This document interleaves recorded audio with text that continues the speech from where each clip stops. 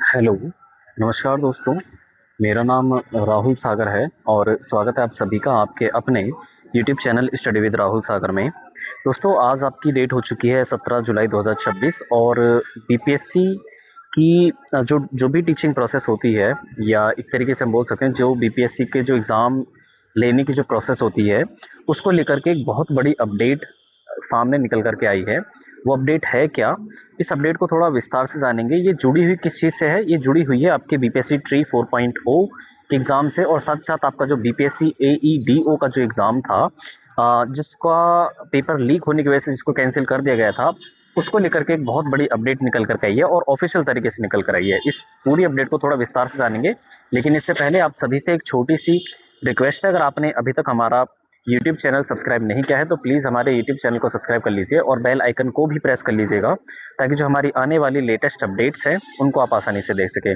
दोस्तों, एक चीज़ और मैं आप सभी को बताना चाहूँगा कि इस वीडियो के डिस्क्रिप्शन बॉक्स में आपको एक टेलीग्राम चैनल का लिंक भी मिल जाएगा। आप चाहें तो उसे भी फॉलो कर सकते हैं, क्योंकि उस टेलीग्राम चैनल पर हम किसी भी एजुकेशनल डिपार्टमेंट से जुड़ी हुई अपडेट्स आपको सबसे पहले वहाँ पर प्रोवाइड करा देते हैं, और साथ ही साथ कुछ ऐसी जानकारियाँ होती हैं जो हमें हमारे सीक्रेट सोर्सेज के माध्यम से मिलती है, तो वो सारी जानकारियाँ भी हर एक एजुकेशनल डिपार्टमेंट से जुड़ी सबसे पहले आपको उस टेलीग्राम चैनल पर मिल जाती हैं। ठीक है दोस्तों, तो आप उसे ज्वाइन कर सकते हैं। आप यकीन मानिए आपके लिए वो बहुत बेनिफिशियल रहेगा। ठीक है, तो चलिए शुरू करते हैं। वो अपडेट है क्या? यहाँ पर आप स्क्रीन पर देखेंगे तो ये एक लेटर है। ये लेटर कहाँ का है? ये बिहार सरकार का जो सामान्य प्रशासन विभाग होता है, उसके द्वारा भेजा गया है। किसको? बीपीएससी को। किसको भेजा गया है? बीपीएससी को भेजा गया है। ये किस संबंध में है? आप यहाँ पर देखेंगे तो बिहार लोक सेवा आयोग के द्वारा एकल चरण में जो आयोजित की जाने वाली परीक्षाओं को 2 चरणों में आयोजित की जाने की स्वीकृति के संबंध में है।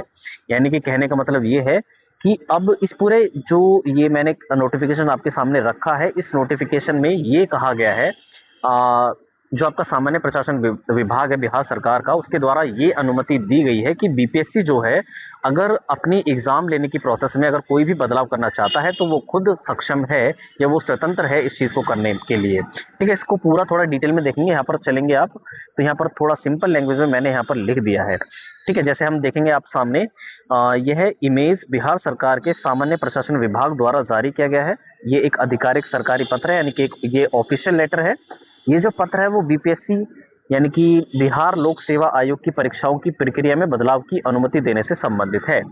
ठीक है, सरल शब्दों में कहें तो इस पत्र का जो मुख्य उद्देश्य है वो बीपीएससी को यह अधिकारिक सहमति देना है कि वह अपनी एकल चरण यानी कि सिंगल स्टेज की जो परीक्षा होती है, सिंगल स्टेज की परीक्षा मतलब जिसमें कुछ एग्जाम्स में होता क्या है, केवल एक ही एग्जाम देना होता है आपको, और उस एग्जाम देने के बाद आपकी नौकरी जो है वो लग जाती है अगर आप उसे पास कर जाते हैं, तो उसे ही सिंगल स्टेज का एग्जाम कहते हैं।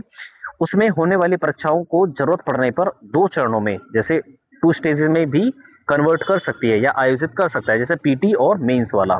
ठीक है, आपने देखा होगा, इनके पहले प्रीलिम्स होगा, उसके बाद मेंस होगा। तो ये इसी चीज की अनुमति देने से संबंधित है जो सामान्य प्रशासन विभाग के द्वारा दी गई है बीपीएससी को। उसके बाद हम बात करेंगे इस पत्र में लिखा क्या क्या हुआ है। ये जो पत्र है वो सामान्य प्रशासन विभाग के अवर सचिव मनोज कुमार झा के द्वारा 25 जून 2026 को बिहार लोक सेवा आयोग पटना के सचिव को भेजा गया था। उसके बाद अगर इसके विषय की बात करें तो सब्जेक्ट यही है कि बीपीएससी जो है वो एकल चरण में आयोजित की जाने वाली परीक्षाओं को 2 चरणों में आयोजित करे जाने की स्वीकृति के संबंध में है। यानी कि जो सिंगल स्टेज के एग्जाम होते हैं उनको 2 स्टेज के एग्जाम में आयोजित किए जाने की स्वीकृति के संबंध में ये लेटर लिखा गया है सामान्य प्रशासन विभाग के द्वारा बीपीएससी को। उसके बाद कुछ नियम इसके द्वारा सजेस्ट किए गए हैं सामान्य प्रशासन विभाग के द्वारा। The Bihar public service commission rule of procedure 1996 के नियम 3 और नियम 4 का जिक्र किया गया, जिसके तहत यदि किसी परीक्षा में उम्मीदवारों की संख्या 500 से अधिक होती है तो आयोग को शॉर्ट लिस्टिंग के लिए स्क्रीनिंग टेस्ट या ऑब्जेक्टिव परीक्षा जो ओएमआर बेस्ड होती है उसको कराने का अधिकार उसके पास है। किसके पास? बीपीएससी के पास। ठीक है, उसके बाद जो अंतिम निर्णय है इसके, अगर अब हम अंतिम निर्णय की बात करें तो पत्र में यह स्पष्ट किया गया है कि बीपीएससी जो है वो परीक्षाओं के मानक और प्रक्रियाएं तय करने के लिए एक स्वतंत्र और एक सक्षम संस्था है। इसलिए यदि आयोग किसी परीक्षा को 2 चरणों में आयोजित कराने का निर्णय लेता है तो सरकार के इस विभाग को उस पर कोई भी ऑब्जेक्शन नहीं होगा। ठीक है, तो ये सारी चीजें हैं जो इस लेटर के अंदर लिखी हुई हैं। अब इसका असर क्या देखने के लिए मिलेगा? इसका असर, हालांकि ये अभी पूरा ऑफिशियली कंफर्म नहीं है कि आपका पीटी और मेंस होगा या नहीं होगा, बट सामान्य प्रशासन विभाग जो है अब उसके द्वारा भी अनुमति दे दी गई है कि बीपीएससी जो भी एग्जाम कंडक्ट कराएगा वो अपनी मर्जी है उसकी, वो खुद स्वतंत्र है, वो खुद सक्षम है कि वो पीटी या मेंस के तहत एग्जाम ले सकता है।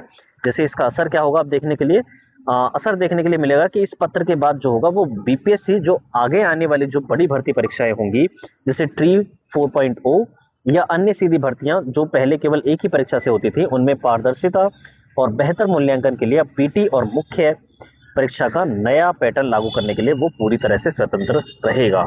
ठीक है, तो ये सारी चीजें हैं जो इस लेटर के अंदर लिखी हुई थी।